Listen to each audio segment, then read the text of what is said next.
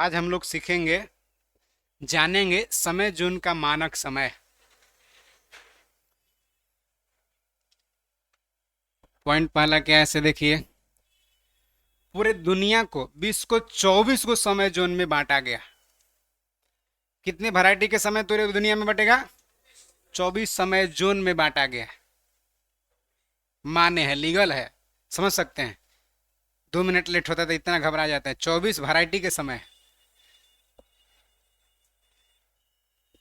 इस समय जोन को ग्रीनविच मीन टाइम मानक समय से 1 घंटा के अंतराल पर विभाजित किया गया।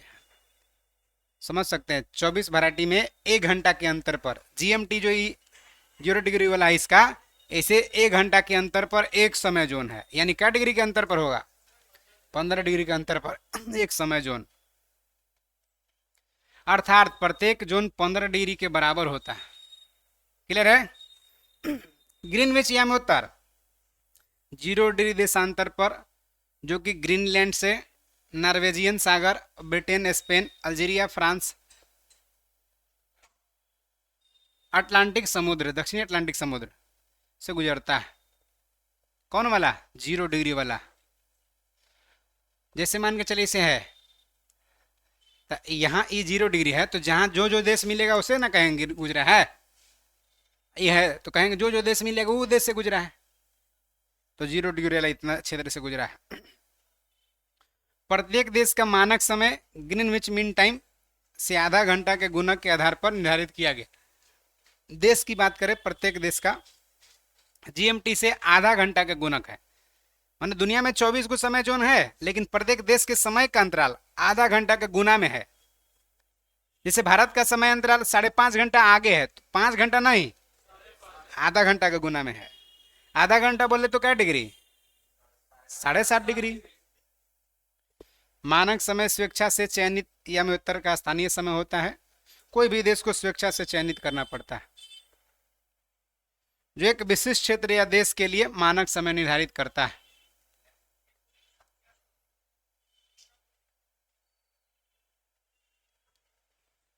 चूंकि पृथ्वी पश्चिम से पूर्व की ओर चक्कर लगाती है, इसलिए जो ग्रीनविच के पूर्व में है उनका समय ग्रीनविच से आगे होगा, और जो पश्चिम में है उनका समय पीछे होगा। पृथ्वी लगभग 24 घंटा में अपने अक्ष पर एक बार घूम जाती है, माने 360 डिग्री घूम जाती है।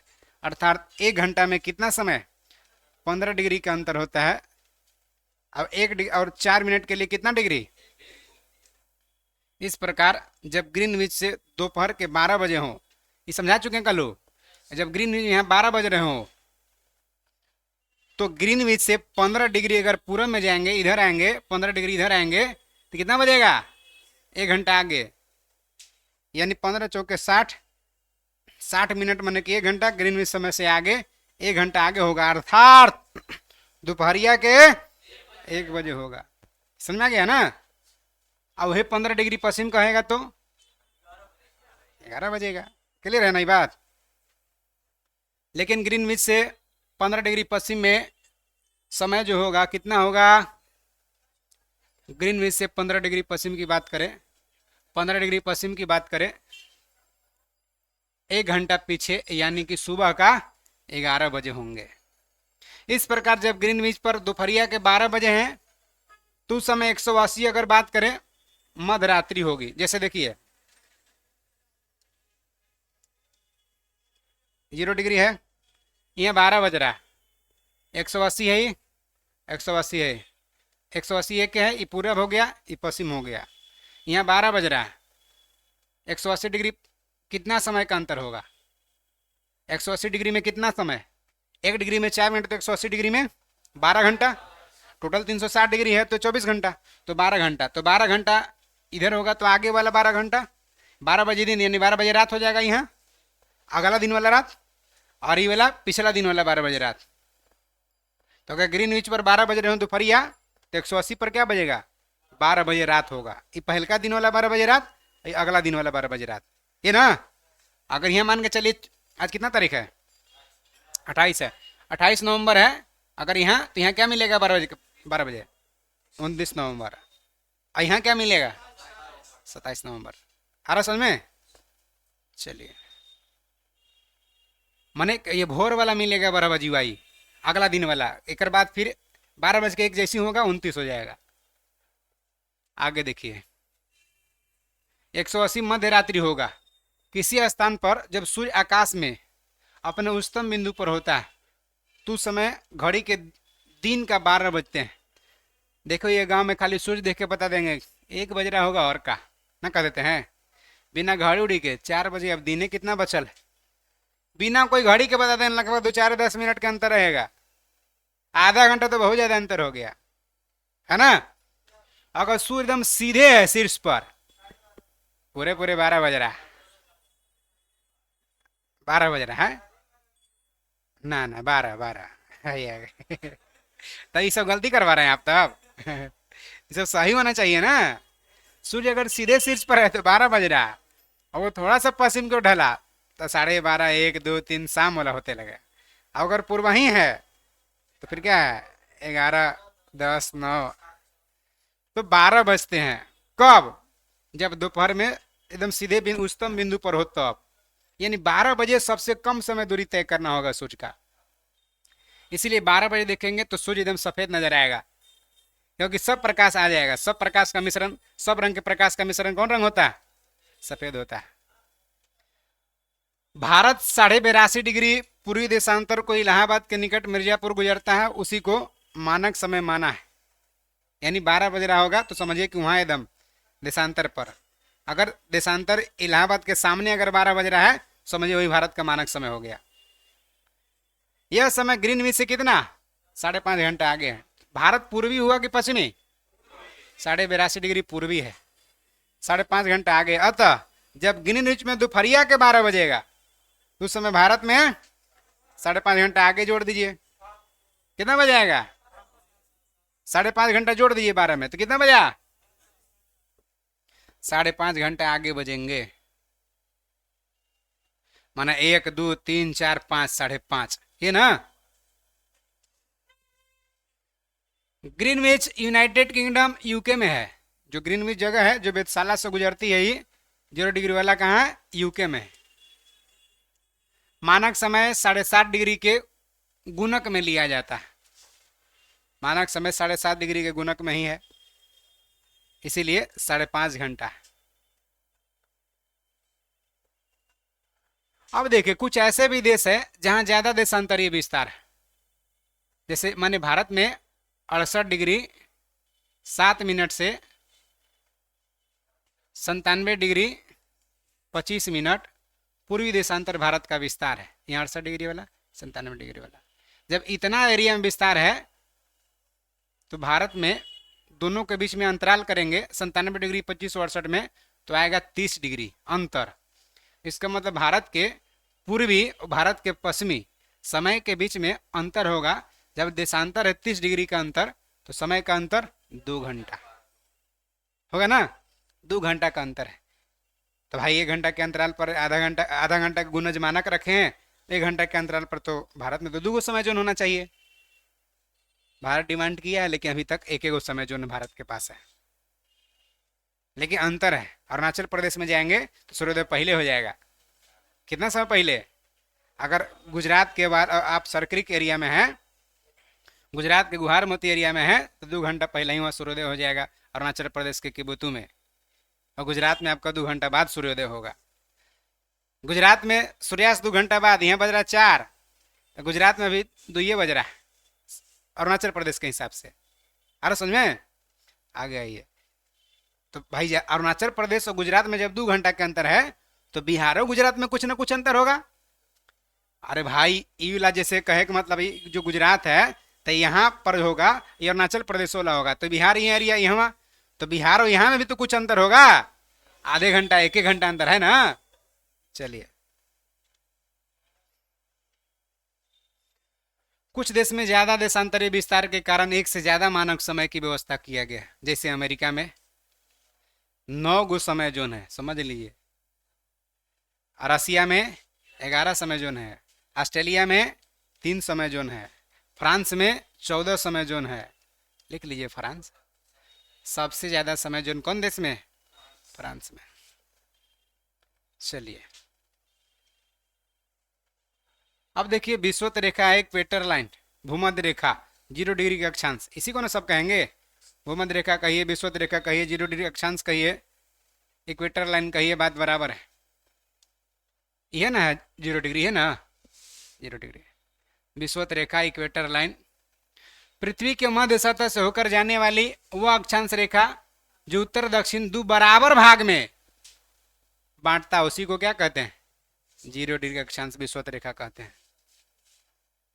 यह शून्य अक्षांश अक्षांश रेखा है। विषुवत रेखा के उत्तर भाग को उत्तरी गोलार्ध और दक्षिण भाग को दक्षिण गोलार्ध कहते हैं। क्लियर है ना? यहाँ हो गया दक्षिणी ध्रुव, वहां हो गया उत्तरी ध्रुव, पूर्वी पश्चिमी। आ गई कटिबंध। कटिबंध कहिए चाहे जोन कहिए, बात बराबर है। कटिबंध कहिए, जोन कहिए, बात बराबर है। कटिबंध में आइए क्या कहना चाह रहा है।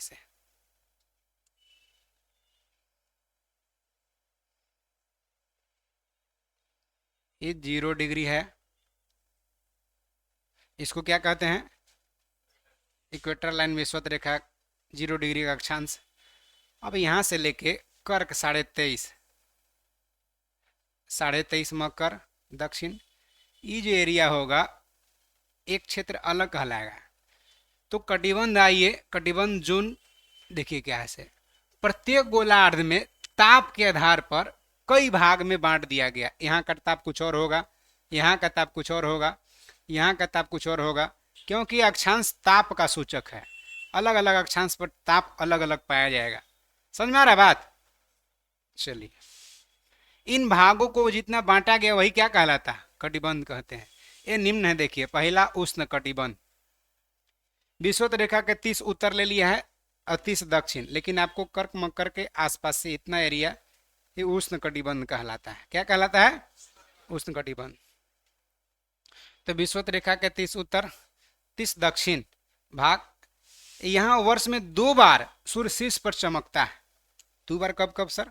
तो सूर्य एक कर्क रेखा पर आएगा तो, और एक बार मकर रेखा पर आएगा तो 2 बार शीर्ष पर चमकेगा, एकदम शीर्ष यहाँ और यहाँ। इन भाग का मौसम सदैव गर्म रहता है। जब सूर्य यहीं रहबे करता है इतना ही दूर में हमेशा, तो टेम्परेचर सब दिन ज्यादा रहेगा, तो ताप सब दिन अधिक होता है। समझ में आ रहा है बात? अब ताप सब दिन अधिक हो रहा है, इसका मतलब कि वाष्पीकरण भी सब दिन अधिक होगा। अब वाष्पीकरण अधिक होगा, इसका मतलब कि संघनन भी अधिक होगा। संघनन ज्यादा होगा, बादल बनेगा, बादल बनेगा तो वर्षा भी ज्यादा होगा। तो ये एरिया में वर्षा सब दिन होता है, 2 बजे से 4 बजे एकदम धूम मचले रहेगा। अब वर्षा ज्यादा होगा तो पेड़ पौधे भी ज्यादा होंगे। पेड़ पौधे ज्यादा होंगे, बरसात में ज्यादा पेड़ पौधा होता है गांव घर में कि गर्मी में? गर्मी में देखिए रोडों पर के घासिया सब सूख जाता है। अब बरसात में बिना लगेले छतों पर पेड़ जम जाता है। छत पर भी पेड़ है, कुआं इंदिरा चारों तरफ एकदम, रोड उड पर सगरे एकदम पूरा घास हरा हरा हरा हरा हो गया है। सब फोटो खींच रहा है। ये थाईलैंड नहीं बिहार है, हरियाली एकदम लग रहा है। तो वही बात यहाँ हो जा रहा है कि बरसात, यहाँ रोज बरसात हो रहा है तो सब दिन बहुत सारा पेड़, और बहुत सारा पेड़ है तो सूर्य के प्रकाश के चक्कर में सब अपना ही में कंपटीशन होने लगता है कि हम प्राप्त करेंगे तो हम प्राप्त करेंगे। और 60-60 मीटर लंबा हो जा रहा है। इतना लंबा लंबा वृक्ष हो रहा है, रोजवुड, महोगनी, लंबा लंबा मजबूत मजबूत एकदम। महोगनी के डाल से बंदूक वाला हथियार वाला लकड़ी बनेगा एकदम, तो लंबा लंबा वृक्ष हो जाएगा एकदम। अब पानी की कमी है नहीं तो पत्ती यहाँ झड़बे नहीं करेगा, पत्ती सब एकदम फसल रहेगा एक दूसरे से। तब पतई फसल रहेगा दूसरे तो छतरी नुमा हो जाएगा पतैया। ऊपरे से वर्षा होगा तो वर्षा जमीन तक उतना नहीं पहुंचेगा, पहुंचेगा वर्षा लेकिन सूखेगा नहीं, धूपे नहीं पहुंचने दे रहा। धूप लगे तब ना सूखेगा। वर्षा तो पतई फोल्ड हो गया, पानी नीचे गिर गया, लेकिन धूप कहेगा तो नीचे झुक जाओ, धूप ऊपर ही रुक गया, नीचे दलदल टाइप का है। यहाँ आर्द्रता रहता है, नमी बनल रहता है, सीसी मक्खी पाया जाता है। सीसी मक्खी एरिया में मिलेगा, काट देगा तो आदमी मर जाएगा। सोने की बीमारी होता है, अगर ज्यादा प्रभावित हुआ तो आदमी मर हो सकता है, परमानेंट के लिए सोच सकता है। मकड़ी उकड़ी सब खराब, एकदम खतरनाक जानवर उनवर मिलेंगे एकदम, कैसे कोई आदमी का डर है ये नहीं है। अरे समझ में? चलिए ये समझ में आ गया। तो जंगलियों के नाम होगा उष्णकटिबंधीय सदाबहार वन। आ समझ में, विश्वत रेखीय सदाबहार वन, क्योंकि विश्वत रेखा के आसपास है। अब देखियो उपोष्ण कटिबंध, उत्तर दक्षिण दोनों की बात करें तो 30 से ले लीजिए कहां तक, 45 तक। आपको मान लेना 45 तक रखिए ना, 30 से 45 यहां तक। ये जो एरिया हुआ कौन एरिया कहलाएगा, ये उपोष्ण कटिबंध कहलाएगा। ये उपोष्ण कटिबंध है, उपोष्ण कटिबंध है, ठीक है। अब देखिए क्या कह रहा है उपोष्ण कटिबंध के बारे में।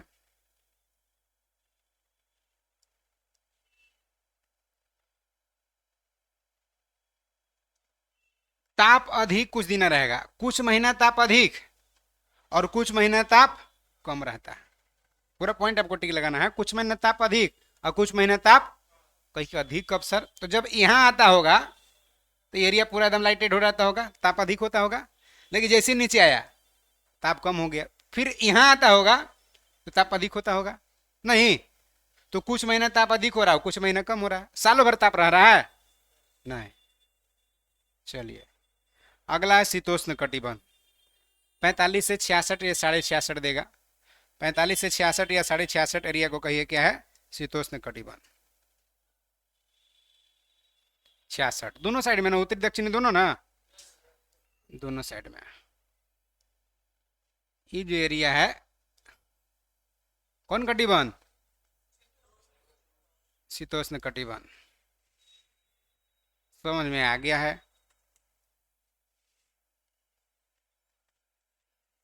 देखिए क्या होता है इसमें, एकरा में कभी उतना प्रकाश पड़ रहा है, लाइटेड बहुत कम क्षेत्र है। यहाँ सूर्य उस शीर्ष के ऊपर कभी नहीं चमकता, कभी यहाँ पहुंचता है, देखिए पहुंच रहा है, यहीं तक सिमट कर आ जा रहा है। तो सूर्य कभी भी शीर्ष तक नहीं पहुंचता, यहाँ तक तो तनी मनी पहुंच ही रहा था, कभी नहीं चमकता। बल्कि उसकी किरणें तिरछी पड़ती है, इसे झुकाव है इसलिए तिरछा पड़ता है, झुका हुआ इसलिए तिरछा पड़ता है। और तो यहाँ ताप हमेशा क्या रहता, कम रहता, ताप कम रहता है। अब इससे ऊपर 66.5 से जाइए 80 तक जाइए तो उपध्रुवीय कटिबंध। 66 से 80 तक जाइए तो क्या हो जाएगा, उपध्रुवीय कटिबंध। 90 तक तो टोटल ध्रुवीय ले लीजिए, तब 90 है तो टोटल ध्रुवीय, इससे ऊपर ध्रुवीय हो जाएगा तो ध्रुवीय कटिबंध हो जाएगा। 90 तक है तो 90 है ध्रुवीय कटिबंध। अब ध्रुवीय कटिबंध में टेम्परेचर कभी और शीर्ष पर चमक रहेगा, तो यहाँ एकदम ठंडा रहेगा, बर्फ से बनल रहे, जमल रहेगा, सदा बर्फ से ढका रहता है, ऐसा में। तो उष्ण कटिबंध, शीतोष्ण कटिबंध, उपोष्ण कटिबंध, शीतोष्ण कटिबंध और ध्रुवीय कटिबंध। कटिबंध आपको ध्यान में रखना होगा, उष्ण कटिबंध, उपोष्ण कटिबंध, शीतोष्ण कटिबंध और ध्रुवीय कटिबंध। मेनली 4 गो आपको क्रम बाई क्रम। ऊपर है निम्न ताप, सबसे जैसे जैसे विषुवत रेखा से दूर जाएंगे टेम्परेचर क्या होगा, घटते जाएगा। और ध्रुव से विषुवत रेखा के आएंगे टेम्परेचर क्या होगा, बढ़ते जाएगा। समझ में आ गया आपको।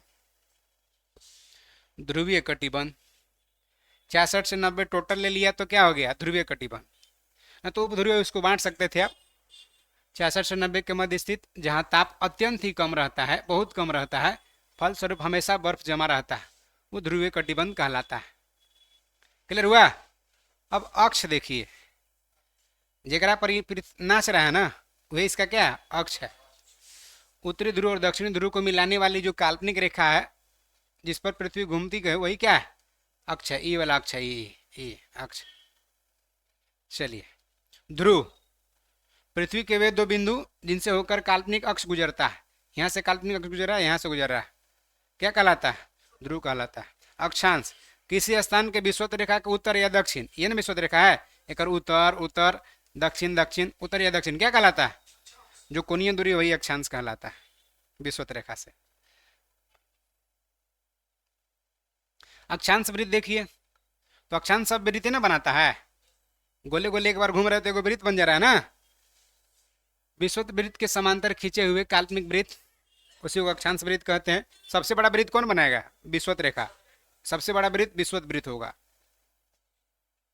देशांतर देखिए, किसी स्थान की प्रधान मध्यम रेखा के पूर्व या पश्चिम कोणीय दूरी को क्या कहेंगे, यह ना होगा, इसे पूरब कोणीय दूरी 1 डिग्री 2 डिग्री, ये हो गया देशांतर, है ना।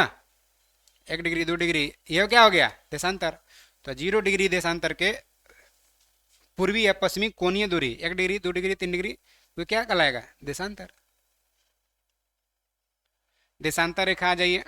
एक ध्रुव को दूसरे ध्रुव मिलाने वाली काल्म रेखा को देशांतर रेखा कहते हैं, या अर्धवृत्त का निर्माण करता है। देशांतर क्या? अर्धवृत्त का निर्माण करता है। वक्षांश वृत्त का निर्माण करता है, दीर्घवृत्त का निर्माण करता है। लेकिन देशांतर आधा वृत्त, जैसे मान के चलिए वृत्त बनाया ही आधा, एक तरफ वाला रहेगा तब ना बनेगा। यू बनाया ही ना, आधा ये रहेगा तब ना बनाएगा, तो अर्धवृत्त का निर्माण करता है। आगे आ जाइए। स्थानीय समय, इतना देर से तो समय समय में पढ़ रहे हैं जी। किसी स्थान के मध्याह्न सूरज से निर्धारित किया जाता है, यानी किसी स्थान पर जब सूर्य आकाश में सबसे अधिक ऊंचाई पर होता है तो कितना? 12 बजते हैं। इस समय को वहां का स्थानीय समय कहा जाता है। क्लियर हो गया? चलिए मानक समय देखिए। किसी देश का मानक मध्याह्न रेखा पर स्थानीय समय होता है, वही देश का जो मानक है वही मानक समय रेखा कहलाता है। जैसे भारत का मानक समय 82.5 डिग्री पूर्वी है। आज अब हम लोग के आकाश के बारे में पढ़ लिए हैं, अब पाताल के बारे में पढ़ेंगे ना। ऊपरे के बारे में सब ग्रह गोचर पढ़े हैं अभी, कहा है सूरज, कहा है चंदा, कैसे ग्रह कैसे उपग्रह। अब हम लोग नीचे के बारे में पढ़ेंगे, है ना। चलिए पृथ्वी की आंतरिक संरचना नीचे वाला की बात करें। अच्छा ये कंप्लीट अगर है, एक एगो भाग ले लिए ये वाला, तो है तो पृथ्वी का ही ना भाग, तो ये जो नीचे होगा समझिए कि कंप्लीट है नहीं, तो पृथ्वी का यही भाग है। ऊपर क्रस्ट है, मेंटल है, तब नीचे कोर है अंदर से, यही ना। चलिए पृथ्वी की आंतरिक संरचना के संबंध में वैज्ञानिक में मतभेद है। नीचे कैसे कैसे का है उसके बारे में वैज्ञानिक में मतभेद है। आदमियों में मतभेद, बहुत ही आदमी में मतभेद रहता है। कोई कहता है कि नीचू आदमी रहता है, ऊपर आदमी रहता है, कंफ्यूज हो जाता है कि आखिर नीचे कैसे रहता होगा। मतभेद रहता है कि मान के चलिए नीचे बोरिंग हुआ तो पानी फेंक रहा है, कोई कहता है ज्वालामुखी कहाँ से आया, जैसे तो पानी निकल रहा है तो ज्वालामुखी कैसे आ रहा है। तो मतभेद है, बहुत वैज्ञानिकों में मतभेद है। भूगर्भ में पाई जाने वाली परत की मोटाई, घनत्व, तापमान, भार और वहां पाए जाने वाले पदार्थ की प्रकृति पर अभी भी पूरी तरह से सहमति नहीं बना। कोई कहता है कि नीचे पानी है, तो कोई कहता है ठोसो है, पानियो है, मैंने ठोस है, द्रव भी है, गैस भी है, सब चीज है। पूरी तरह से सहमति नहीं बना, लेकिन फिर भी ड्रिल मशीन से बोरिंग किए, ड्रिल किए 4000 6000, उसके बाद देखे ऐसे बोरिंग होता है ना, पता चल जाता है कि ऐसा बालू है, इसका मतलब नीचे पानी नहीं है। पत्थर मिल गया, ओ पत्थर के नीचे पानी होगा, अनुमान लगा लेता है ना। तो इसी सब नीचे के तापमान, दबाव, घनत्व, उल्का उल्का जब गिरा तो छेद कर दिया, तो उल्का नहीं अंदर के बारे में बता दिया। भूकंपीय तरंग के आधारित प्रमाण पर एकत्रित किया सब कि हाँ क्या क्या कौन क्या कहता है, तब जाकर के आंतरिक संरचना के संबंध में जानकारी प्राप्त हुआ। करने में थोड़ा सा प्रयास किया गया, लेकिन फिर भी पूरी तरह से सहमति नहीं है। पृथ्वी के अंदर के हिस्सा को 3 भाग में बांट दिया गया है। पहला क्या है? क्रस्ट, भूपरपट्टी, और दूसरा आवरण कहिए या मेंटल कहिए, अंग्रेजी में आवरण भी याद रखना है, और तीसरा है केंद्रीय भाग, एक कोर। बांट दिया, अब तीनों को अलग अलग करके पढ़ लिया।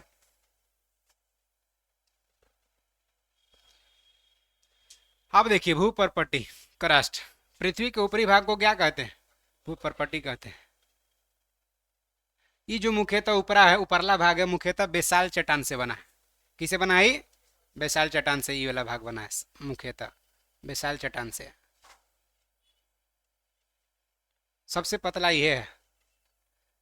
इसके 2 भाग है ऊपरला के, सियाल और सीमा।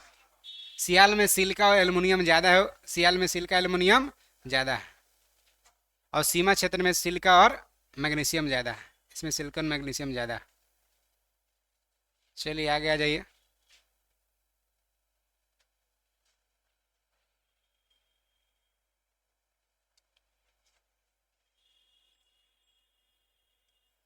भूपटल की रचना सामग्री, आखिर क्रस्ट, ये जो क्रस्ट है किससे बना? ये वाला क्रस्ट, क्रस्ट इसमें ज़्यादा क्या क्या है, किससे बना है? देखिए रचना सामग्री, वजन के अनुसार सबसे अधिक क्या है?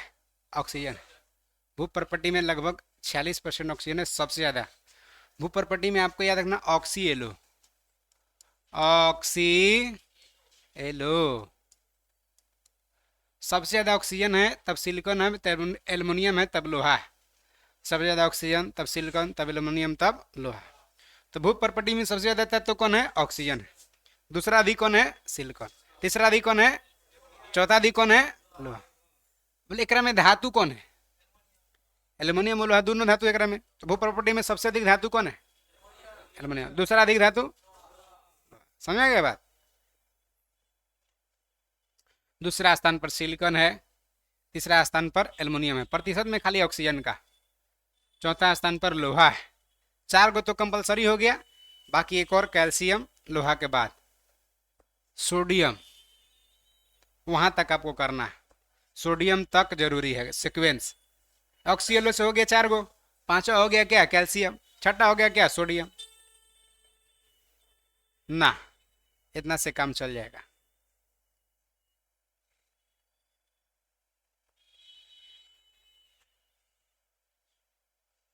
यानी पृथ्वी के संपूर्ण प्रॉपर्टी का लगभग 99% भाग खाली 8 गो तत्व से मिलकर बना है ना। आइए, मेंटल आवरण। दूसरा भाग है नहीं, ये जो क्रस्ट है ना, ये क्रस्ट जो ये आपका क्रस्ट है, सबसे कम है, सबसे पतला है क्रस्ट। अब मेंटल सबसे मोटा है। सबसे मोटा कौन है? मेंटल, ये वाला। यहां से यहां तक यही ना त्रिज्या हो जाएगा पृथ्वी का। त्रिज्या ही तो हुआ। आगे आ जाइए। क्षेत्र मुख्यतः बेसाल्ट पत्थर के समूह की चट्टान से बना है, खाली बेसाल्ट से ना, लेकिन क्रस्ट ज्यादा बेसाल्ट से बना था। मेंटल के क्षेत्र में मैग्मा चेंबर पाए जाते हैं। मैग्मा चेंबर क्या है सर, समझ लिए थोड़ा सा। जैसे देखिए, ये मान लेना है नीचे रेडियो एक्टिव एलिमेंट है बहुत सारा। अब टेम्परेचर बढ़ेगा, ये प्लेट है उत्प्लावन कर रहा है ऐसे ऐसे, तो नीचे से, नीचे जब पिघला नुमा ही द्रव है, पिघला नुमा द्रव है, तो इसको मैग्मा कहते हैं। जब नीचे बहुत ज्यादा हीट होगा तो इसको चीरते उड़ते ऊपर आने का प्रयास करेगा, तो जो रास्तावा से होके आएगा ना, ओकरे कहते हैं मैग्मा चेंबर। क्या कहते हैं? मैग्मा चेंबर कहते हैं। मैग्मा जिसे होकर आता है मैग्मा चेंबर कहते हैं। जब धरती पर आ गया ही और गर्म एकदम फेंक रहा है पूरा आग की तरह, लावा है। क्या है? ठंडा गया, चट्टान बन गया। ठीक है।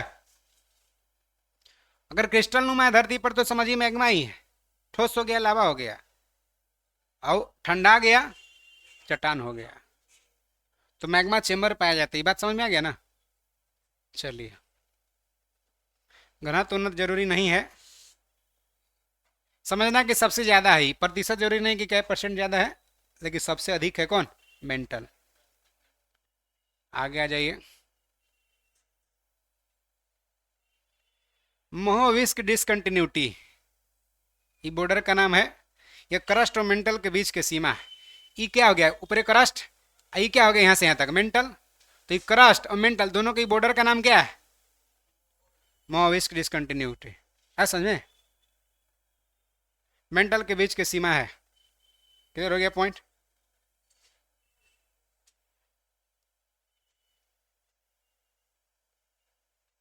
अब गुटेनबर्ग, खाली गुटेनबर्ग असमानता याद रखना। गुटेनबर्ग असमानता, ये क्या है सर? तो अभी देखिए आप, अभी देखिए आप क्या कि क्रस्ट और मेंटल के बीच में ये जो बॉर्डर है, इसका नाम क्या है? मोहोविस्क डिसकंटिन्यूटी। ये कोर और मेंटल, ये बॉर्डर का नाम क्या है? गुटेनबर्ग असमानता। यानी निचला मेंटल, निचला मेंटल ही है, ऊपरला मेंटल ही है। निचला मेंटल और ऊपरी क्रोड, क्रोड का ऊपरी भाग, क्रोड का निचली भाग के बीच सीमा को गुटेनबर्ग असमानता कहते हैं। क्लियर? ना समझ में आया? आ रहा कि नहीं आ रहा? सही से बताइए। चलिए आगे देखिए, लेहमैन असमानता। यो आपको याद रखना होगा, लेहमैन असमानता क्या है। ये क्रोड का दो भाग है, क्रोडे में दो है, बाह्य क्रोड और आंतरिक क्रोड। कौन बांटता है? लेहमैन असमानता। आ जाइए केंद्रीय भाग कोर। पृथ्वी का केंद्रीय भाग कोर, इसमें मेनली निकेल और फेरस है। निफे याद रखना है, निफे, निकेल और फेरस, निकेल और फेरस का बना है। क्लियर है? ये पृथ्वी का जो केंद्रीय भाग है संभवतः द्रव अथवा में है, प्लास्टिक अवस्था में पाया जाता है। ई वाला केंद्रीय भाग वाला ये ना।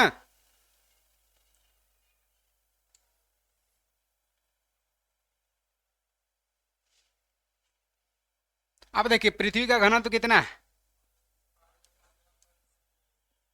अब पृथ्वी का औसत त्रिज्या कितना है?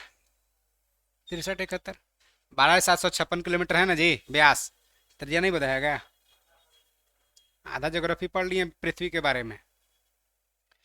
पृथ्वी के अगर नीचे जाएंगे तो 32 मीटर की गहराई पर तापमान 1 डिग्री सेल्सियस क्या होता है? बढ़ जाता है। अब अगर 165 मीटर ऊपर जाएंगे तो 1 डिग्री सेल्सियस क्या हो जाएगा?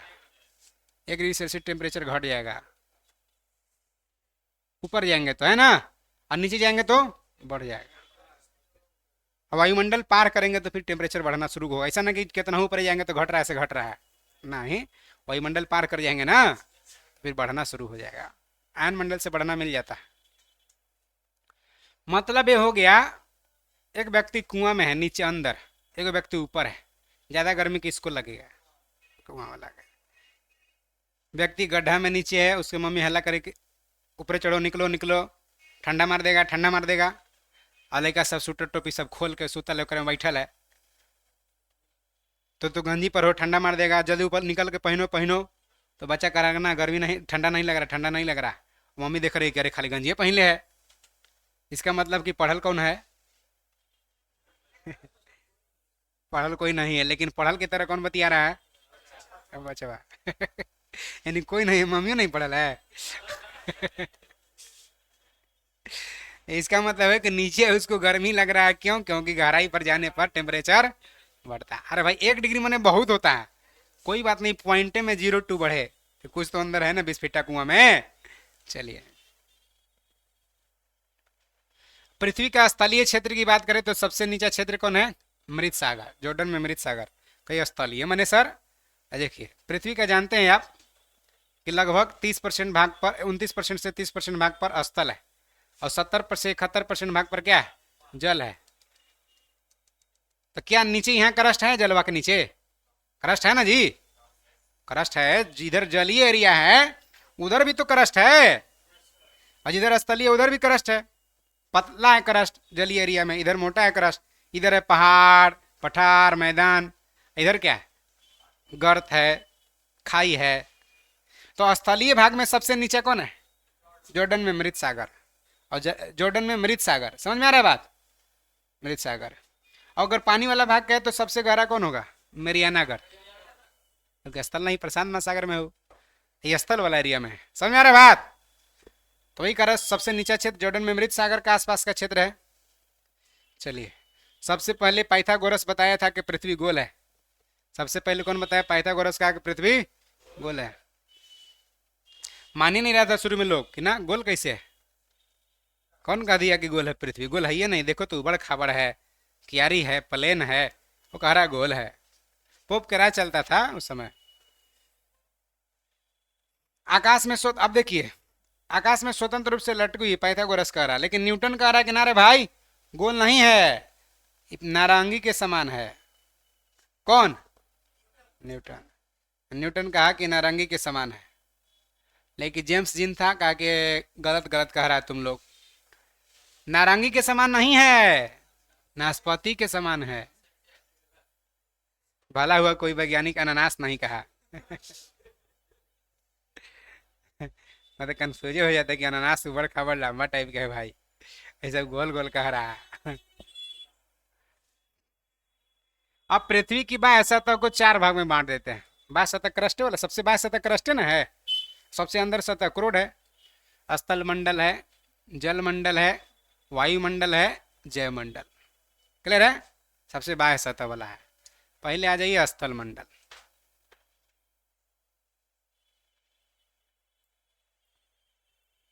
स्थल मंडल में देखिए,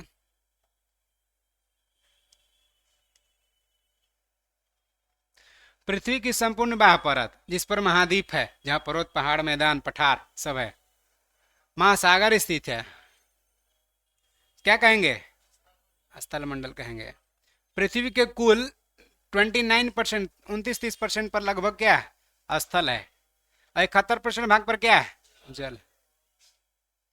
अनुपात की बात करें तो भाई 29 न लेकर के 30-70 ले लिया है, 3-7 कर दिया है। स्थल का कितना अनुपात? 3। जल का कितना? 7। 30 और 70 ले लिया लगभग। पृथ्वी के उत्तरी गोलार्ध 61% पानी, दक्षिणी गोलार्ध 81% पानी। इसका मतलब ज्यादा पानी कौन गोलार्ध में है? उत्तरी गोलार्ध में कि दक्षिणी गोलार्ध में? दक्षिणी गोलार्ध में ज्यादा पानी है। तो ज्यादा पानी गर्म होगा कि जल्दी कम पानी? एक बाल्टी जल्दी पानी गर्म होगा, एक गिलास वाला जल्दी गर्म होगा? एक गिलास वाला। इसका मतलब ठंडा जल्दी कौन हो? एक गिलास वाला कि एक बाल्टी वाला? एक गिलास वाला। इसका मतलब उत्तरी गोलार्ध में पानी कम है तो जल्दी गर्म होगा उत्तरी गोलार्ध, और जल्दी ठंडा होगा। तो तापमान में ज्यादा अंतर कौन गोलार्ध में होगा? और तापमान में कम अंतर दक्षिणी गोलार्ध में। समझ में? आगे देख लीजिए क्या कह रहा है इसे। पृथ्वी के अधिकतम ऊंचाई कौन है? Mount Everest. पृथ्वी सतह जो है स्थल, उसका सबसे ऊंचा भाग कौन है? Mount Everest. 88-50 मीटर ऊंचाई है। और अधिकतम गहराई कौन है? मरियाना गर्त। इस प्रकार अधिकतम ऊंचाई और गहराई में अंतर कितना है? 20 किलोमीटर का। 11,022 मीटर गहराई है। सोच लीजिए। आगे आ जाइए। स्थल मंडल महाद्वीप के क्षेत्र में ज्यादा मोटा है। महाद्वीप समझ रहे हैं? अरे भाई ये जो जलीय भाग इधर हो गया, इधर मोटा है, इधर पतला है। इधर पतला है जलीय भाग, ये मोटा है। समझ आ रहा बात? ये प्लेट से बना है। वही कह रहा है स्थल मंडल महाद्वीप के क्षेत्र में अधिक मोटा है और महासागरीय क्षेत्र में पतली है। इधर पतला है। क्लियर? चलिए आगे आ जाइए। चट्टान।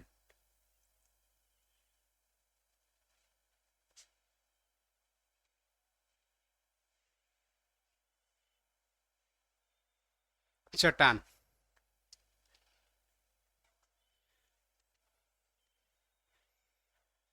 चट्टान में थोड़ा सा पहले समझिए क्या है।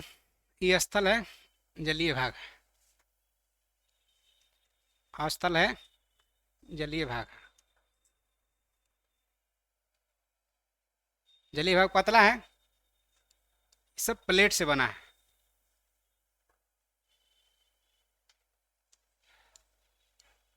प्लेट है, ये प्लेटवा जो है ना ऐसे ऐसे उत्प्लवन करते रहता है। क्यों? क्योंकि नीचे सब यूरेनियम वगैरह रेडियो एक्टिव तत्व वगैरह ऐसे ऐसे करते रहता है, उत्प्लवन करते रहता है, उत्प्लवन करते रहता है। अब जब बहुत ज़्यादा टेम्परेचर बढ़ता है नीचे, अंदर ज़्यादा टेम्परेचर बढ़ेगा तो अंदर का जो मैग्मा है, अंदर का जो मैग्मा है इसको चीरते हुए ऊपर आने का प्रयास करेगा। कोई मैग्मा रास्ते में जम जाएगा, दम तोड़ देगा, कम है तो।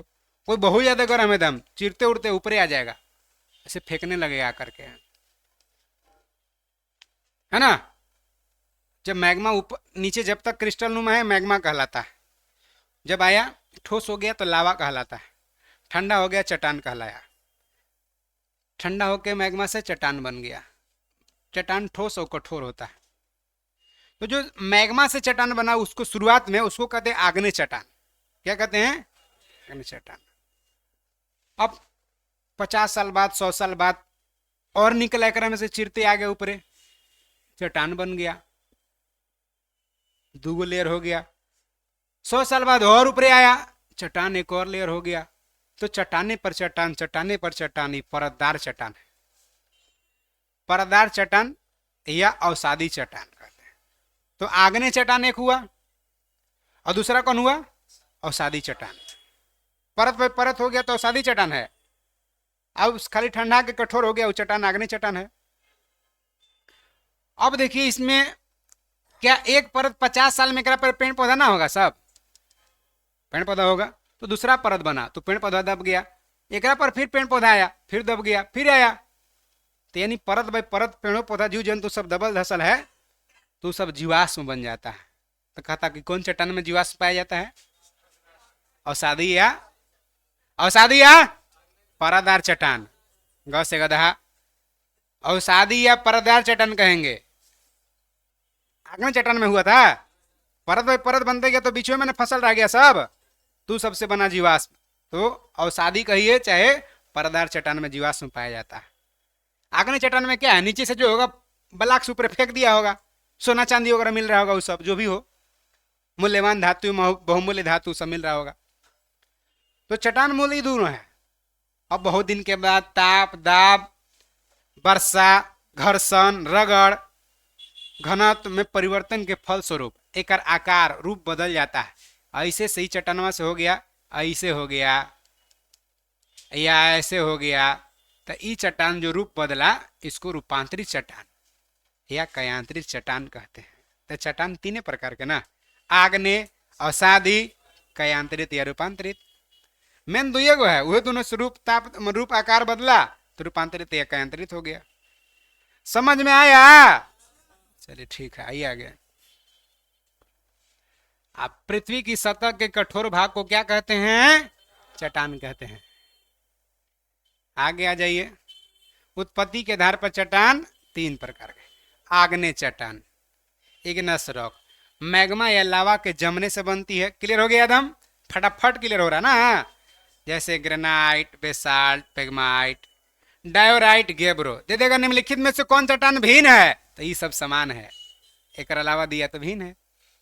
आग्नेय चट्टान है ना, ठोस हो गया। नीचे है तो चट्टान कहाँ है? वो नीचे है, मैग्मा है, क्रिस्टल नुमा है। आगे आग्नेय चट्टान परत रहित होता है। परत रहित माने सर परत बाई परत नहीं होता है, रहित है माने परत नहीं है। कठोर होता है और जीवाश्म रहित होता है। इसमें जीवाश्म परत बाई परत जब जमेगा तब ना जीवाश्म मिलेगा। आर्थिक रूप से बहुत ही संपन्न चट्टान है। ये सब नहीं है तब आर्थिक रूप से पैसा कमाने के हिसाब से बढ़िया है। क्यों? कि उसके इसमें चुंबकीय लोहा है, चुंबक निकाल के बेच दे रहे हैं। क्यों? निकेल है, तांबा है, सीसा है, सोना है, प्लेटिनम है, सब ये चट्टान में मिल रहा है। कौन चट्टान में? अग्नि चट्टान में। तो जीवाश्म ना कोयला ना मिले सोना मिले, खराब है। आइए आगे। बिहार में है आग्नेय चट्टान, ऐसे कहा हो गया। आग्नेय चट्टान है बिहार में ना। आगे देखिए, सो जा रहे हैं क्लासे में सब। अगला पॉइंट देख लीजिए क्या कह रहा है से। ग्रेनाइट के दो प्रमुख घटक है। नींद आ रहा ना?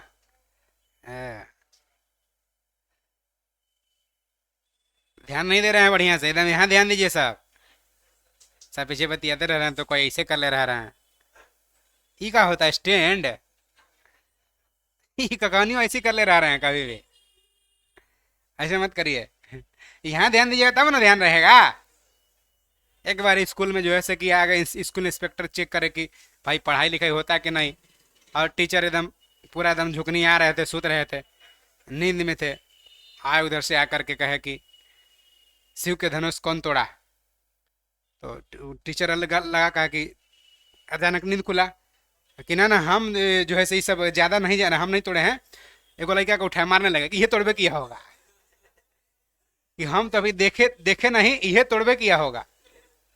वो स्वीकार नहीं किया कि हम सोते रहे। वो कहे कि सोए होंगे तो ना, सो तो पढ़ा रहे थे, तो रामायण के कथा बता रहे थे, इसलिए ऐसे कुछ किए होंगे एक्टिंग कर रहे कि हम नहीं तोड़े हैं, ये तोड़बे किया होगा। अब वो खड़ा करवा दिए उसको कि बताओ शिव का धनुष कौन तोड़ा? वो कह रहे हम नहीं तोड़े हैं सर, हम कभी देखबो नहीं किए थे।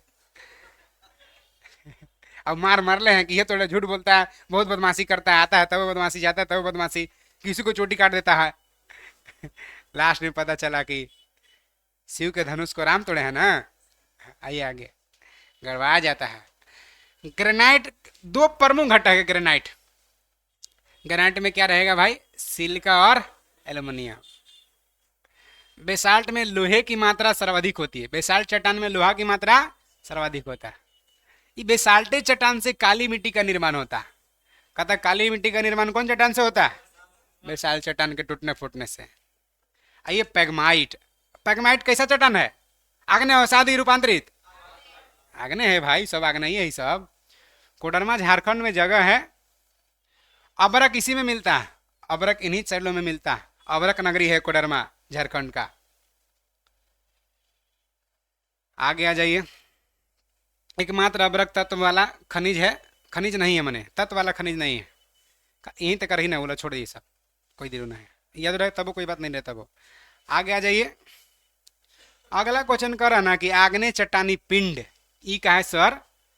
तो आग्नेय चट्टानी पिंड देखिए बता रहे हैं, ये बड़ा खतरनाक टॉपिक है आग्नेय चट्टानी पिंड वाला। अबरक मतलब क्या हुआ? माइका। अबरक एक बात है। सोना मने का हुआ? चांदी मने का हुआ? ऐसा ही समझ गया ना। अबरक ऐसा तत्व है जो विद्युत का कुचालक है, उष्मा का सुचालक है। प्रेस में उपयोग किया जाता है। हीटर में नहीं, प्रेस में, खाली हीटर में कहला। प्रेस में जो है नाइक्रोम का क्वाइल दोनों तरफ से अबरक रहेगा और बीच में नाइक्रोम, ताकि हीट चल जाए करंट ना जाए। वही अबरकवा टूट जाएगा तो करंट जाने लगेगा, तो कहेगा कि करंट मार रहा है प्रेस। पता नहीं सा। और कॉस्मेटिक आइटम भी बनता है जो चमकता है ना, सब चेहरवा भरवा। साड़ी में नहीं चमकता है जी शादी ब्याह में देखिए पूरा चमक रहा है, जो शाइनिंग जो लगता है शीशा है, लेकिन शीशा ना, वो अबरक है। और नहीं तो बोर्डवा बनाते हैं शादी विवाह में, दिल वाले दुल्हनिया ले जाएंगे, वो वाला ओकरे पर लिखल रहता है, अबरखे रहता है। आई देखिए कहाँ आप लोग ध्यान देते हैं जी गाड़ी जाता है तो देखिए कि का बोर्ड वोर्ड लगल है, तो ना पता चलेगा। अगला पॉइंट में देखिए क्या है, आग्नेय चट्टानी पिंड। आग्नेय चट्टानी पिंड समझना है। जैसे देखिए ये है स्थल भाग, जल भाग, स्थल भाग, जल भाग, स्थल भाग, जल भाग। जल पतला है ना, और इधर स्थलीय मोटा है। अब नीचे से रास्तीय में जम जाता है ना, जो रास्ता में जम गया वही सब आग्नेय चट्टानी पिंड है। मैग्मा चेम्बरे में सब जो जम जा रहा है, जो भी जमा, सब आग्नेय चट्टानी पिंड है। लेपोलिथ, बैकोलिथ, फैथोलिथ, सब एकरे में जम रहा है। कोई उठा दे रहा है इसको, माने निकल नहीं रहा है। जो नहीं निकल रहा है सब अंदर है, वह सब आग्नेय चट्टानी पिंड है। आए समझ में? अब देखिए आग्नेय चट्टानी पिंड के पहला पॉइंट,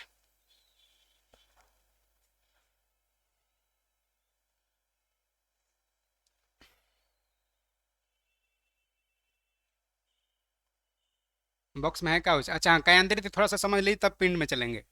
कायांतरित समझ गए थे ना, अवसादी और आग्नेय का रूप आकार में परिवर्तन होगा, वही कायांतरित रूपांतरित कहलाएगा। जैसे ग्रेनाइट है आग्नेय चट्टान, इसका कायांतरित क्या बनेगा? नीस। गैब्रो आग्नेय चट्टान है, सरपेंटाइन। बेसाल्ट सेस्ट। बिटुमिनस कोयला, ग्रेफाइट। एगो बचिए रहा साइनाइट, तो साइनाइट नेस। ऐसा में आग्नेय से रूप बदल दिया, रूपांतरित हो गया। देखिए अधिकांश चट्टानी पिंड जो है ना अंतर्वेशी माने अंदर आग्नेय चट्टान से बनते हैं। नीचे ही देखिए, जैसे बैथोलिथ, ये सबसे बड़ा आग्नेय चट्टानी पिंड है। कौन? बैथोलिथ। जो पढ़ेंगे वही टिक लगाइएगा।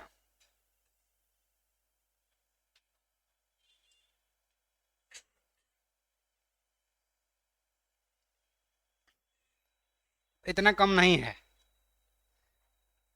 भू प्रॉपर्टी की गहराई में ठंडा होता है, मैंने समझ गया ना। नीचे बहुत गहरे में ठंडा हो जाता है। ऊपर नीचे से लगाता है जो, लेकिन निकल ही नहीं पाता है, अंदर ही ठंडा हो जाता है। हाँ आगे देख लीजिए। कनाडा के कोस्ट रेंज जगह है, वहाँ बैथोलिथ इदाहे भी सबसे बड़ा है। मैंने अंदर जमा हुआ उदाहरण है। स्टॉक जरूरी नहीं है आग्नेय चट्टानी पिंड, लेकिन महत्वपूर्ण नहीं है। लैकोलिथ, बैथोलिथ के बाद क्या है? लैकोलिथ। आगे देखिए, जब मैग्मा ऊपर की परत को जोर से ऊपर उठा देता है, जैसे ऐसे है ना, ये इसको नीचे से आएगा इसे, इसको उठा देगा, मैंने इसे बना देगा, उठा दिया, ऐसा में जोर से ऊपर उठाता है और गुंबद के रूप में अंदर जम जाता है, गुंबद नुमा हो जाता है, इसे गुंबद नुमा जम जाता है। इसे क्या कहते हैं? लेकोलिथ। क्लियर हुआ? देखिए छतरी नुमा दिखाई देता है ना, छतरी नुमा दिखाई दे रहा है, हाँ छतरी नुमा दिखाई देता है।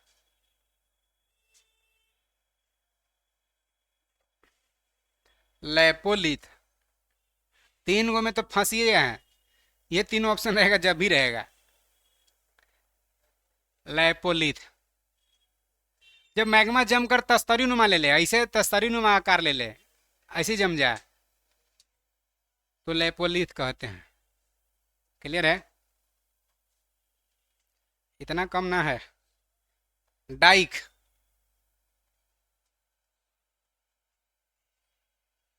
जब मैग्मा किसी लंबवत दरार में जम जाएगा, जैसे ऐसे है ही क्रस्ट, अब लंबवत दरारे में ऐसे ही दरार है, एकरे में जम गया,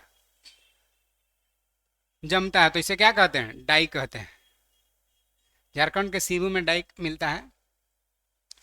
आगे आ जाइए अब अवसादी चट्टान। अवसादी समझा चुके हैं, बस खाली टिके ना लगाना है। अवसादी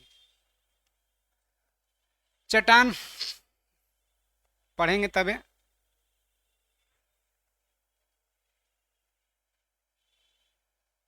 यहाँ परत जैसी ठोस रूप में निर्मित होती है, इन्हें अवसादी चट्टान भी कहते हैं। जैसे बलुआ पत्थर, चूना पत्थर, स्लेट, कॉन्ग्लोमरेट, नमक की चट्टान, सेल खड़ी की चट्टान, सब कैसा चट्टान है? दे देगा निम्नलिखित में कौन सा भिन्न है? तीन को दे देगा अवसादी वाला, एक को दे देगा आग्नेय वाला। समझ में? अब देखिए एकरे ने ताप दाब में रूप आकार बदलेगा तो फिर रूपांतरित केंद्रित बनेगा, तो आग्नेय वाला केंद्रित हो गया था। अब अवसादी देखिए, बलुआ पत्थर केंद्रित होकर क्या बनाएगा? क्वार्टजाइट। सेल क्या बनाएगा? स्लेट। चूना पत्थर क्या बनाएगा? अलिग्नाइट कोयला क्या बनाएगा? क्लियर है? रूपांतरित हो गया। अवसादी चट्टान जो होता है परतदार होती है, इसमें वनस्पति और जीव जंतु का जीवाश्म पाया जाता है। क्लियर हुआ? इस चट्टान में लौह अयस्क भी पाया जाता है, कोयला और सीमेंट बनाने की चट्टान भी पाई जाती है। खनिज तेल जो पेट्रोलियम वगैरह सब किस में? अवसादी चट्टान में पाया जाता है। आगे आ जाइए, जैसे दामोदर नदी घाटी, महानदी घाटी, गोदावरी नदी बेसिन, सब अवसादी चट्टान का कोयला पाया जाता है। आगरा का किला, दिल्ली का लाल किला बलुआ पत्थर नामक अवसादी चट्टान का बना है, ये ना। आगे देखिए कायांतरित चट्टान,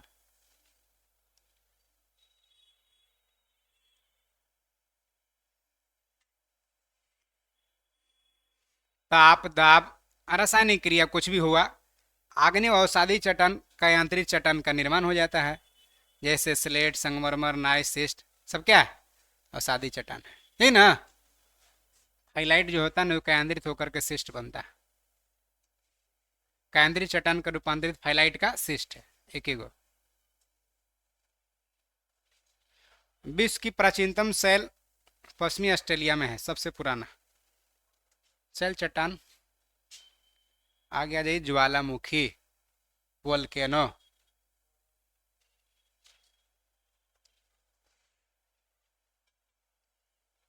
ज्वालामुखियों में थोड़ा सा पढ़ चुके हैं, मान के चलिए मोटा मोटे। कैसे? तो नीचे से जो फेंका है ना, वो अगर ऊपर फेंकते रह गया ऐसे, जैसे स्टेशन पर जाइए जंक्शन के पास तो फेंकते रहता है ना जी पानी, फुहारा कहते हैं जिसको, वो इसी नीचे से फेंक रहा है, ज्वालामुखी कहलाएगा। समझ में आ रहा है? चलिए, ज्वालामुखी क्या होता है? तो ज्वालामुखी में भूपटल पर जो क्रस्ट है, प्राकृतिक छेद, नीचे से छेद हो गया, यह दरार जिसे होकर पृथ्वी का पिघला पदार्थ आ रहा है। कौन आ रहा है? लावा आ रहा है, राख निकल रहा है, भाप आ रहा है, अन्य गैस जो बाहर निकल रही है, सब क्या है? वही तो ज्वालामुखी है। अब ज्वालामुखी के कप के आकार के मुंह को क्रेटर कहते हैं। जैसे मान के चलिए क्रस्ट था, क्रस्ट से ज्वालामुखी आया, यहाँ इससे पैसे ले लिया ये, एकरे से फेंक रहा है, तो ये क्या कहलाएगा? ई वाला मुहुआ क्रेटर, कप के शेप है, क्रेटर कहलाएगा।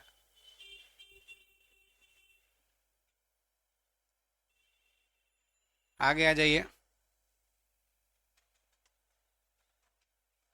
उद्गार में जब ज्वालामुखी निकलता है, निकलने वाली गैस में वाष्प का प्रतिशत सबसे ज्यादा होता है। सबसे ज्यादा क्या होता है ज्वालामुखी से? जलवाष्प सबसे ज्यादा।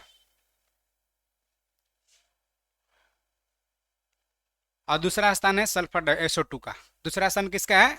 SO2 का। ज्वालामुखी से सबसे ज्यादा जलवाष्प, उसके बाद SO2, आपको याद रखना है। ज्वालामुखी 3 प्रकार के। कितने प्रकार के? पहला देखिए सक्रिय ज्वालामुखी।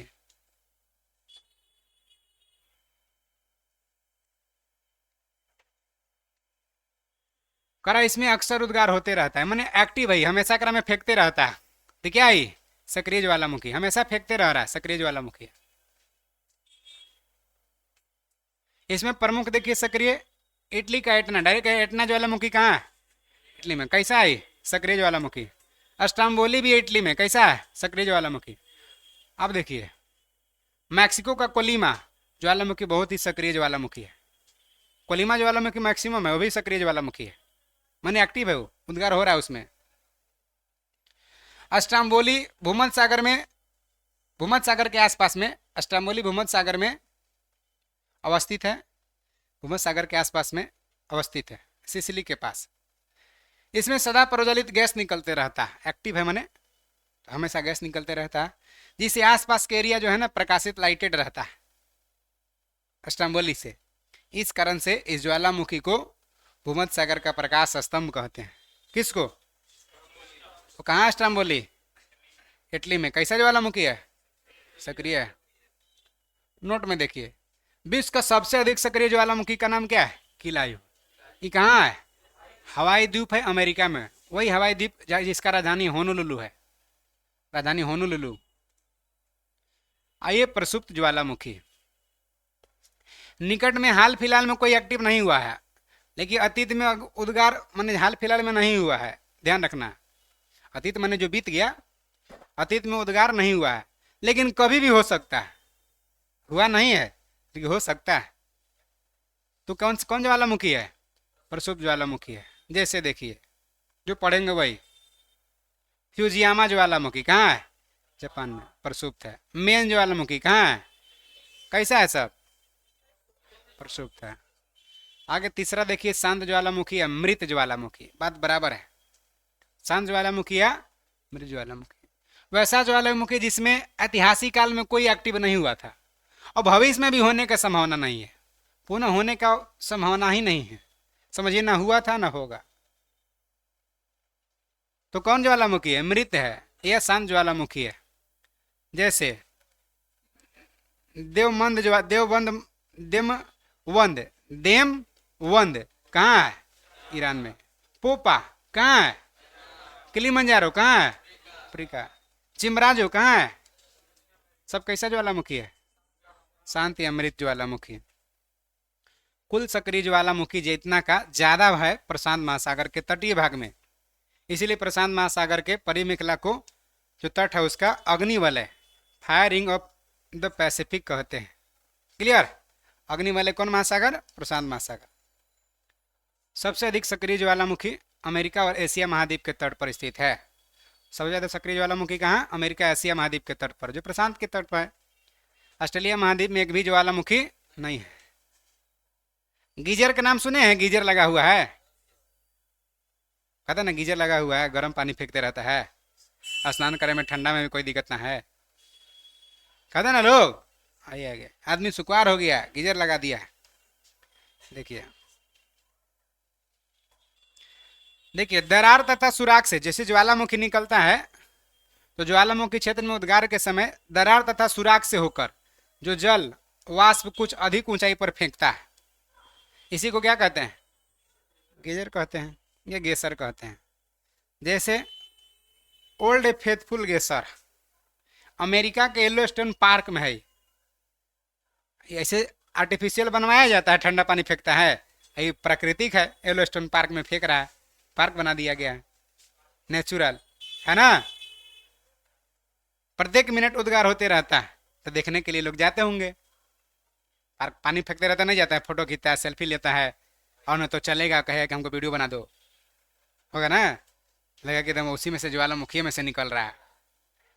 देखिए धुआंरे, पटाखा जब छूटता है तो अंतिम में धुआं देता है, थोड़ा सा देर तक बम आवाज किया, अरे मुर्गा छा बम, तो आवाज किया, तनसा देर के बाद धुआं देते रहता है, होता ना ऐसा, आवाज कर गया तब वो धुआं आ रहा है।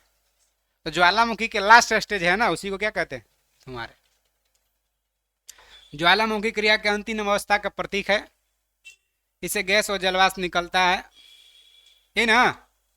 आगे आ जाइए, अलास्का अमेरिका में है, वही पर्वत है वो कौन, कटमई पर्वत, हजार धुआंरों की घाटी कहते हैं। क्लियर हुआ।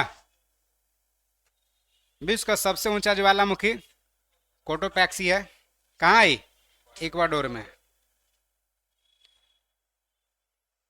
विश्व का सबसे ऊंचाई पर स्थित सक्रिय ज्वालामुखी जो एक्टिव है, ओजस डेल सलाडो, कहाँ है, एंडीज पर्वतमाला पर, कौन देश में, अर्जेंटीना, चिली सीमा, अगर ये बोल लेना है तो अर्जेंटीना। विश्व का सबसे ऊंचाई पर स्थित शांत ज्वालामुखी एकांकागुआ, कहाँ है, एंडीज पर्वतमाला पर स्थित है। क्लियर है। आ जाइए भूकंप,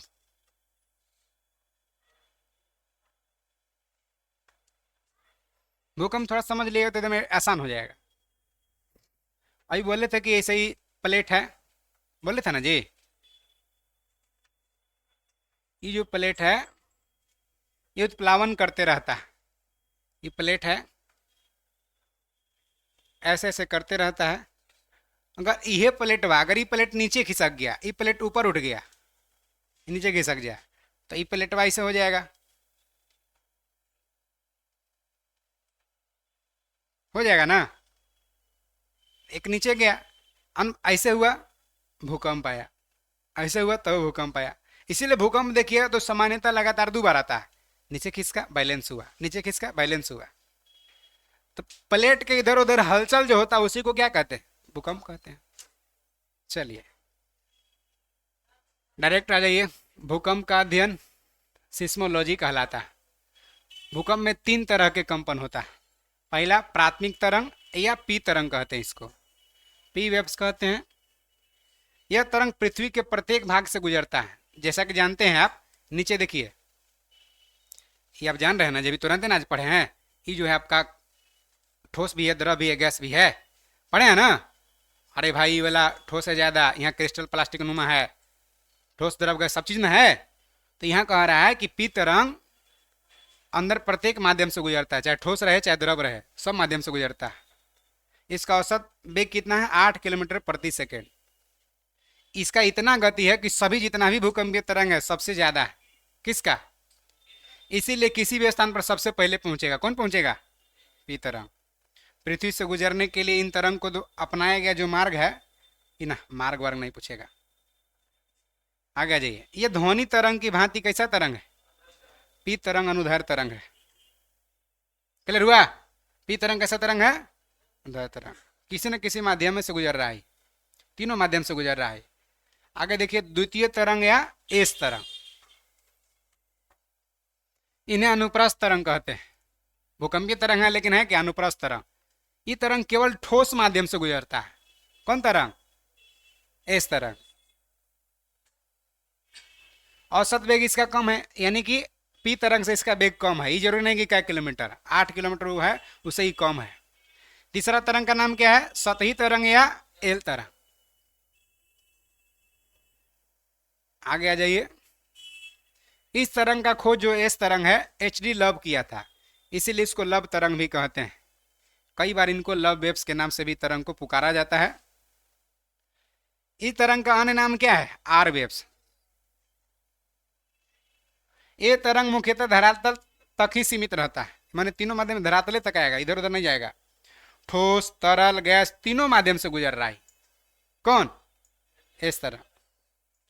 चाल देखिए कम है, सबसे याद रखना है कि सबसे कम किसका है, सतही एल तरंग का सबसे कम वेग है। सतही तरंग ज्यादा विनाशकारी होता है, समझना। जिसका वेग कम है वो ज्यादा विनाश करता है, जिसका वेग ज्यादा है कम विनाश करता है। जौन तरंग का वेग ज्यादा है वो कम विनाश। तो सबसे कम कौन कर रहा होगा? पी तरंग। और सबसे ज्यादा कौन कर रहा होगा? एल तरंग या सतही तरंग। क्लियर हुआ? चलिए आगे आइए। भूकंप तरंगों को सिस्मोग्राफ नामक यंत्र द्वारा रेखांकित किया जाता है, रिकॉर्ड किया जाता है कि कितना ऐसे है। ग्राफ बताता है कौन? सिस्मोग्राफ। आगे आ जाइए।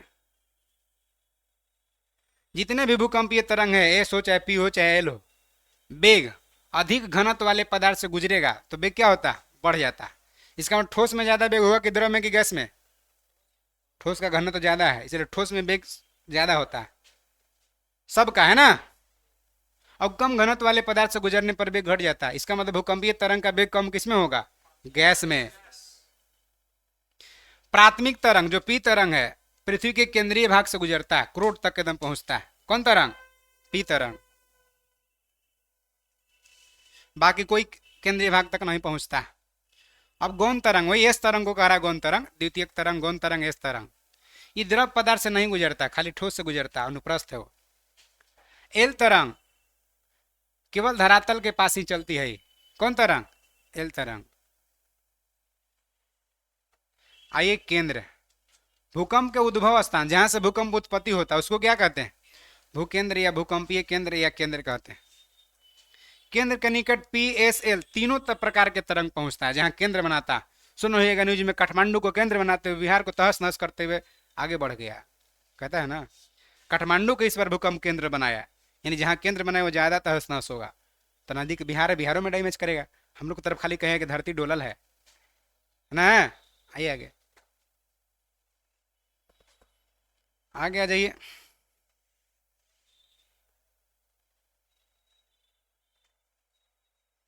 आराम से देखिए, टेंशन नहीं लेना। अधिकेंद्र आ जाइए। जहां उत्पत्ति होता है उसको तो भूकेंद्र कहते हैं, भूकंपीय केंद्र कहते हैं। अधिकेंद्र एपी सेंटर, अंग्रेजी याद रखना है इसका। भूकंप केंद्र के ठीक ऊपरी सतह स्थित बिंदु को क्या कहते हैं? अधिकेंद्र। जैसे अगर यहाँ केंद्र, अगर यहाँ मान के चलिए केंद्र बनाया है, यहाँ केंद्र बनाया, तो इसका सतह ही क्या कहलाएगा? अधिकेंद्र। है समझे? यहाँ केंद्र है तो यहाँ अधिकेंद्र। अधिकेंद्र पर सबसे पहले कौन तरंग पहुंचता है? क्योंकि वेग ज्यादा है। अगर भूकंप, अगर पानी वाला रहे, ये स्थल भाग है ना, ये जलीय भाग है। अगर जलीय भाग में भूकंप आता है, अंतःसागरीय भूकंप द्वारा उत्पन्न लहर को क्या कहते हैं जापान में? सुनामी कहते हैं। ई एरिया में सुनामी होता है, स्थलीय भाग में, जलीय भाग में। और स्थलीय भाग में क्या? भूकंप। अब देखिए, कह रहा जिन संवेदनशील यंत्र द्वारा भूकंप की तीव्रता मापते हैं उसका नाम देखिए। भूकंप लेखी कहते हैं, नामे से पकड़ा जाएगा। सिस्मोग्राफ कहते हैं, नामे से पकड़ा जाएगा। एक और रिएक्टर स्केल, सबसे मेन क्या है? रिएक्टर स्केल, भूकंप की तीव्रता मापने वाला। रिकॉर्ड करता है सिस्मोग्राफ, और मापते किससे हैं? रिएक्टर स्केल से। अब कितना से कितना क्या होता है, आप साइंटिस्ट थोड़े बनना है आपको। आगे हम लोग विभिन्न स्थलाकृतियां के बारे में, अब इतना ही पीडीएफ में है ही है, तो इतना के लिए कैसे चेंज करेंगे, थोड़ा सा कर लेंगे। विभिन्न स्थलाकृतियां, निर्माण के आधार पर स्थलाकृतियां तीन प्रकार के पर्वत है, पठार है और मैदान है। पर्वत, पठार, मैदान। जैसे देखिए, ये पर्वत हो गया, पठार हो गया, मैदान हो गया। शीर्ष नुमा है, चोटी नुमा है तो पर्वत है, और सपाट उसका शेप है, सपाट है इसे, तो पठार है। और 500 फीट से कम है, सपाट भी है तो मैदान है, ठीक ना। पठार का ऊंचाई पर्वत से भी ज्यादा हो सकता है, लेकिन उसका शेप यही होगा। ज्यादा हो सकता है लेकिन शेप ऐसा ही होगा। ऐसा में आगे देखिए क्या कह रहा है। पर्वत एक कर करके करेंगे। पर्वत, पठार, मैदान तीनों बारी बारी से। पर्वत, उत्पत्ति के अनुसार पर्वत कितने प्रकार के? पहले ब्लॉक पर्वत। ब्लॉक पर्वत क्या है? जैसे देखिए, हम यहाँ खड़े हैं, बगल में इधर मेस है, ये बगल में बिरयानी हाउस है, ये मेरा वाला एरिया नीचे धंस गया, तो ये दोनों, उसका हाइट इसका हाइट ज्यादा है। नीचे से हम ऐसे देखेंगे, अरे बाप रे बाप, इतना ऊपर है, तो हमारा लिए ये दोनों क्या हो जाएंगे? पहाड़ हो जाएंगे। जैसे देखिए, ये एरिया है, ये है, पहले एके में था ये, अभी धंस गया, निचला ई धंस गया, धंस के क्या हो गया? तो ऐसे तो यहाँ से जो आदमी है ये पहाड़े ना हो गया, ये हो गया ना पहाड़। हाँ, ये धंस गया ये, तो पहाड़ हो गया। तो ये पहाड़ को क्या कहेंगे? ब्लॉक पर्वत। हम छोटा ना बना दिए, बड़े बड़े रहेगा तो ये पर्वत क्या कहलाएगा? ब्लॉक पर्वत। और बीच में जो होगा ना इसको घाटी कहेंगे, विवरंस घाटी, रिफ्ट वैली कहेंगे। तो ब्लॉक पर्वत समझ गए आप, ब्लॉक पर्वत। जब चट्टान में स्थित भ्रंश के कारण मध्य भाग नीचे धंस जाता है, अगल बगल भाग ऊंचा उठा प्रतीत होता है, तो ब्लॉक पर्वत कहते हैं। अब बीच में धंसे भाग को रिफ्ट घाटी कहते हैं। क्लियर हुआ? इसी प्रकार पर्वत का उदाहरण है ब्लॉक पर्वत में, जैसे वासजेस पर्वत कहाँ है? फ्रांस में। कैसा पर्वत है? ब्लॉक पर्वत है। ब्लैक फॉरेस्ट पर्वत कहाँ है? जर्मनी में। कैसा पर्वत है? ब्लॉक पर्वत। साल्टो रेंज कहाँ है? पाकिस्तान में। कैसा पर्वत है? ब्लॉक पर्वत। अगर ठीक ठाक लग रहा होगा और अभी आप चैनल पर नए होंगे तो सब्सक्राइब कर लेंगे, अगर ठीक नहीं लगा होगा तो अनसब्सक्राइब कर लेंगे। चलिए, धन्यवाद।